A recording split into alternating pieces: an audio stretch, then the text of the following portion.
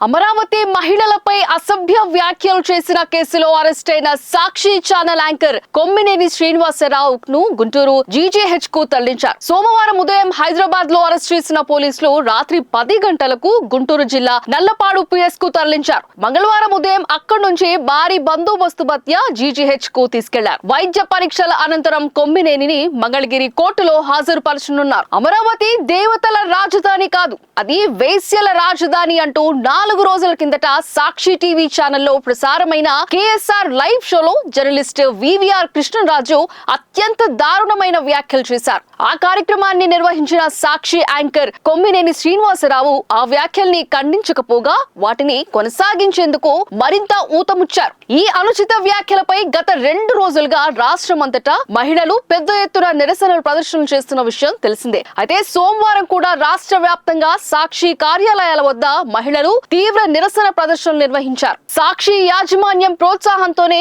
అమరావతి మహిళలను కించపరిచేలా ఈ వ్యాఖ్యలు చేశారని, వారిపై చర్యలు తీసుకోవాలంటూ అన్ని జిల్లాల్లోనూ పోలీస్ స్టేషన్లలో ఫిర్యాదులు ఇచ్చారు. రాజధాని ప్రాంతంలోని రాయపూడి గ్రామానికి చెందిన అమరావతి దళిత ఐకాస నాయకురాలు కంబంపాటి శిరీష ఇచ్చిన ఫిర్యాదు ఆధారంగా తుళ్లూరు పోలీసులు కేసు నమోదు చేసి కొమ్మినేని శ్రీనివాసరావును అరెస్ట్ చేశారు. అమరావతి మహిళలపై దారుణ వ్యాఖ్యలు చేసిన కృష్ణరాజు పరారీలో ఉన్నారు. ఆయన కోసం గుంటూరు జిల్లా తుళ్లూరు, విజయవాడలోని పట్టమట పోలీసులు గాలిస్తున్నారు. కృష్ణరాజు హైదరాబాద్ లో తలదాచుకున్నట్లు గుర్తించిన గాలింపు చేపట్టారు. త్వరలోనే అరెస్టు చేసే అవకాశం ఉంది.